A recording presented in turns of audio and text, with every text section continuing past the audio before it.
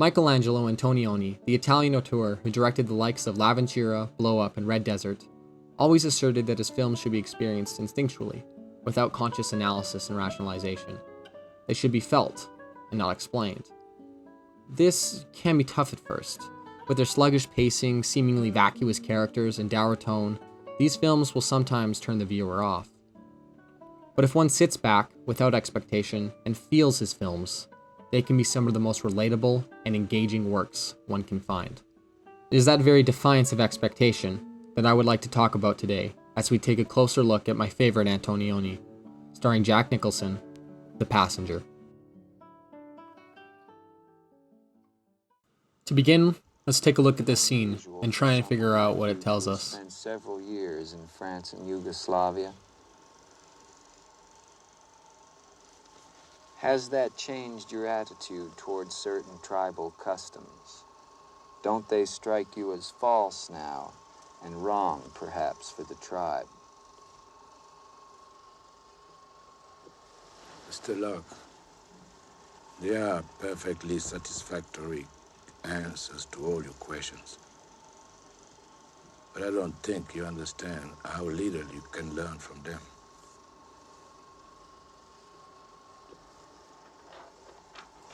Your questions are much more revealing about yourself than my answer will be about me. I meant them quite sincerely.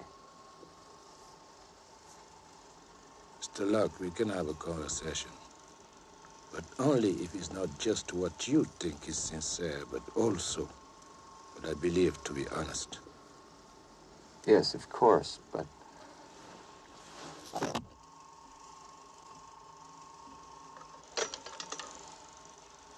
Now we can have an interview.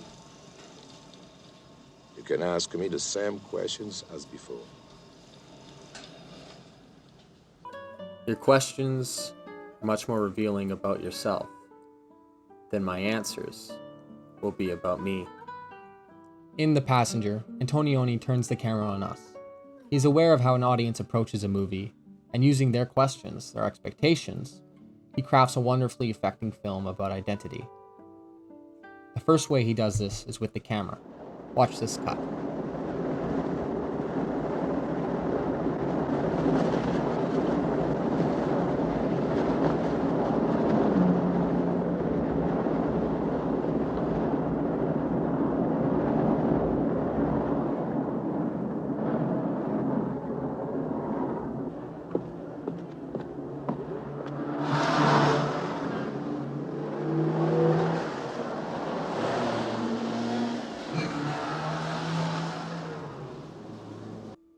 Especially after being confronted with the powerful imagery of the road falling away, this cut is confusing. At least it was for me. Our eyes are fixed on the road, while the action is happening, hidden in the foreground. Maria Shneider and Jack Nicholson conversing in the cafe. Antonioni's camera pans as if lost in the desert, only to stumble upon moments of interest. The camera work can be both confusing and surprising, and I think this is best illustrated by that cut, as our eyes scan the road, confused at what to look at, lost in the frame. The story flows in a much similar way, that is, in rejection of traditional pacing. Often we find ourselves jumping from place to place without warning. In this scene we go from the desert, to a newsroom, to his house in Britain, to, well, we don't exactly know where. Another good example is when Antonioni uses some clever camera work to meld the present and the past together. In this scene, Nicholson is contemplating changing his identity, while at the same time we hear the conversation that he had with the man he's going to become. We jump from place to place no matter location or time. Time especially is a tricky subject. I was more than surprised to find out that this film is intended to have elapsed over a single day, an assertion that borders on absurd. This film flows from scene to scene in a way that is intentionally confusing. This is not to say that each scene isn't important or doesn't have value, it does, but the way it's presented defies our expectations. and once again leaves us lost and confused. And I think this scene slyly hints and jokes about this film's rejection of conventional storytelling. Niños, I've seen so many of them grow up. Other people look at the children and they all imagine a new world. But me, when I watch them, I just see the same old tragedy begin all over again. They can't get away from us. It's boring. What? Where did you learn to speak English? You want me to tell you my life? Yes. All right. One day, very far from here. Just as the story begins, we cut away and move on to something new. This confusing effect, as if the film has no direction, is further compounded by Antonioni's signature style. Vast, isolating landscapes, uncrowded spaces, and sparse dialogue serve to combat any sort of dramatic tension. This leaves the audience only with characters who are, as always with Antonioni, unhappy. Characters who blend into the landscape, alone, aimless, and confused, dwarfed by the structures that surround them. So still. A kind of waiting. You seem unusually poetic for a businessman. Do I? Doesn't the desert have the same effect on you? No. I prefer men to landscapes. There are men who live in the desert. In The Passenger, David Locke's dilemma is a simple one. He's a man dissatisfied with his job, his family, his life, himself. And he tries to escape himself by switching identities with an arms dealer, and spends the rest of the film trying to take on that identity, the identity of someone else, while leaving the past and himself behind him. When asked what he's running away from, David Locke responds to the girl that she should turn her back to the front seat and look behind them. This shot perfectly illustrates David Locke's desire.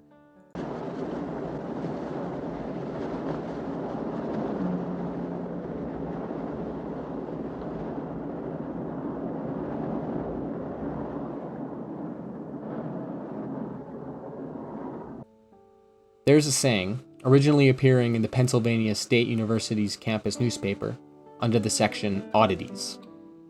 It says, "No matter where you go, there you are."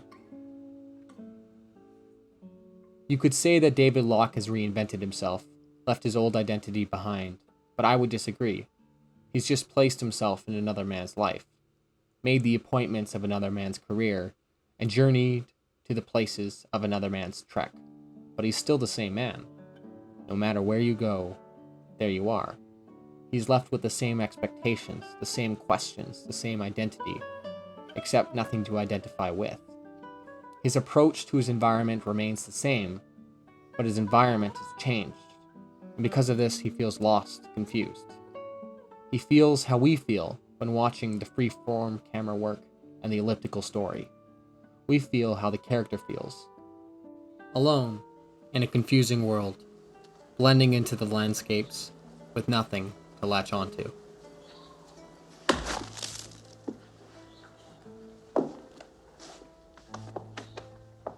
It's no mistake that this film begins in a foreign country, in the desert.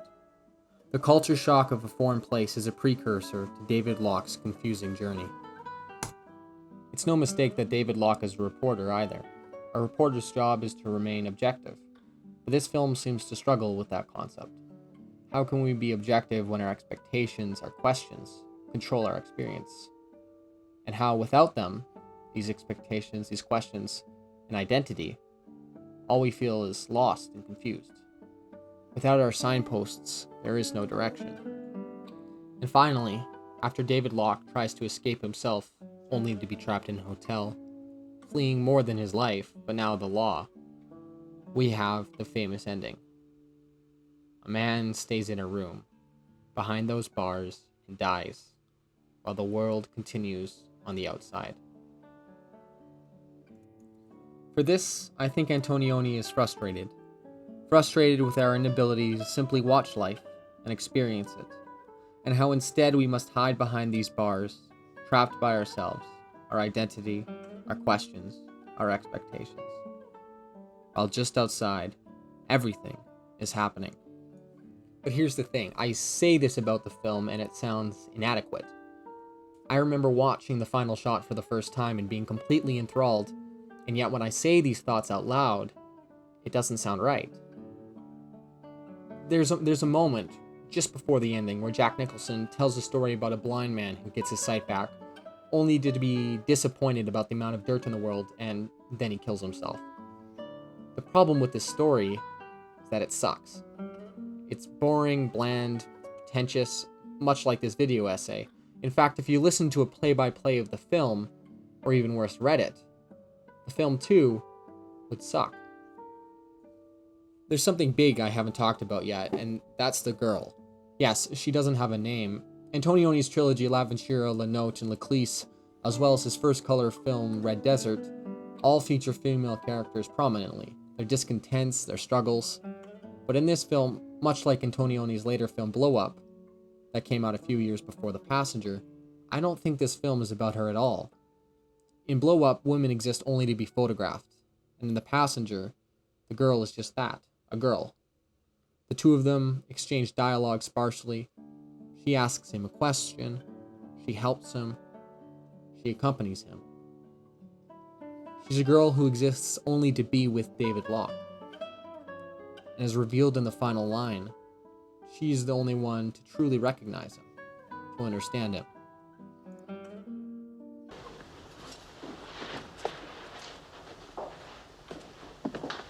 Do you recognize him? Yes.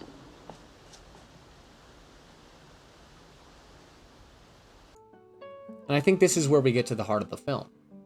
I've talked about how Antonioni uses our expectations in a movie watching experience to mirror the identity crisis of David Locke.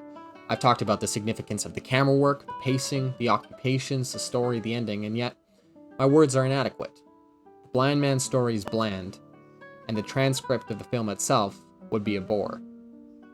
The Passenger is about an unhappy and dissatisfied man who is desperately trying to escape himself, only to be held hostage by his own expectations, questions, and identity, unable to simply experience life without feeling lost and confused. How's that sound? The Passenger, how we are held captive by ourselves. I think that would make a good title. But honestly, who cares? Antonioni never cared much for words, so why should we? He cared much more for the language of images. At the heart of this film, there's a girl who simply exists to understand David Locke. So maybe we should take Antonioni's advice and stop thinking about it. Watch this film and understand David Locke for ourselves. His confusion, his isolation, his struggle.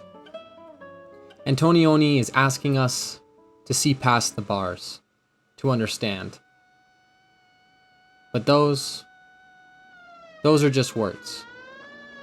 And this is the movies.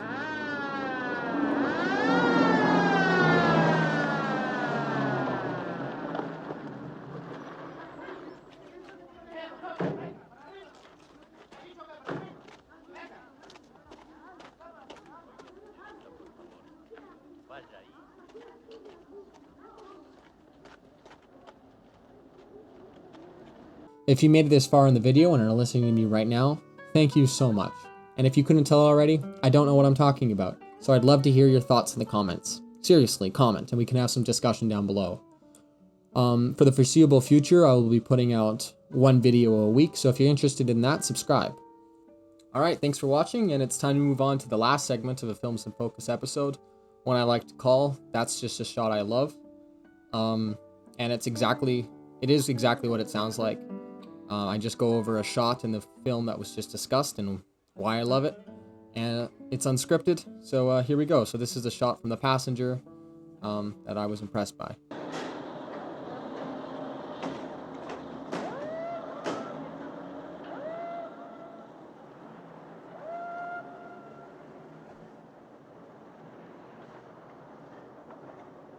Es bonito, ¿verdad? is beautiful.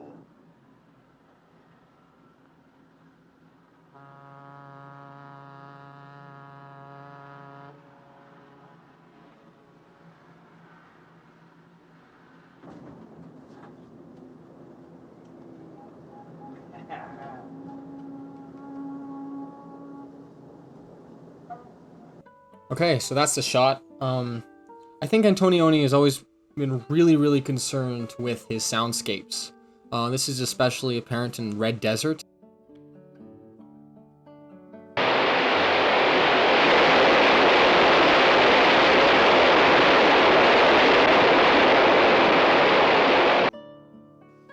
In Red Desert, much like a lot of Antonioni's other films, the soundscape is a big deal. And as you can tell, it's very suffocating and encloses the characters in much the same way that Antonioni frames his characters. The way they are enclosed by giant buildings and just hovered over by their landscape. The landscape, the buildings, the structures are often bigger than the characters. And so the same goes for Antonioni's soundscapes. But in The Passenger, in this shot in particular, the camera exits the gondola. And not only does the sound cut out, but we see Jack Nicholson almost flying above the structures that usually dominate Antonioni's characters. So I think this is a really powerful image that Antonioni uses that really contrasts with his usual style. I think it works really well here, as he kind of does the opposite of what he usually does. And so I think, yeah, I think this is one of the most famous. This is one of the most famous images from the film. But yeah, that's just a shot I love. If you've made it this far, if you can hear me right now, you better leave a like or something, or comment, at least subscribe, because my god, it's been 17 and a half minutes. So if you're still listening to me, I'm going to assume that you enjoyed something. Well, thanks for watching, and yeah, that's it.